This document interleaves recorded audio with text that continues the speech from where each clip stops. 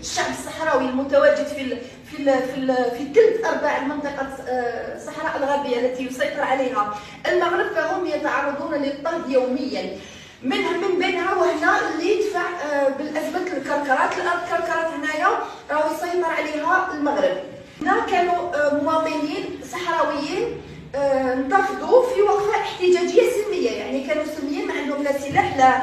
هنا تسببوا في قطع طريق هنا طريق الممر الاقتصادي اللي كاين ما بين المغرب اللي تستعمل المغرب مع موريتانيا. واش دار المغرب؟ قاوموا بالسلاح وتسبب في جرح وحرق مساكن تاع الصحراويين. دونك هذا الهجوم على الشعب الصحراوي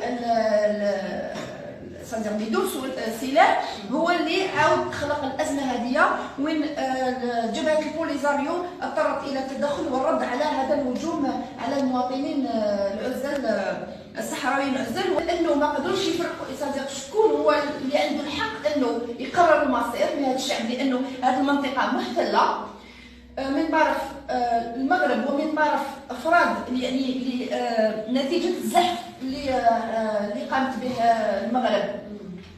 اضافه الى ذلك يعني ما قدروش يوصلوا الى حل من الذي يشرف على هذا الاستفتاء ليكون استفتاء نزيه. دونك المفروض اجبنا على السؤال زين. هذا هو التكافؤ. حنا نقدروا نقولوا صحيح انه راهي منطقه نزاع، ولكن الان حنا نعترفوا بجمهوريه الصحراويه اللي هي الجمهوريه العربيه الديمقراطيه الصحراويه كدوله.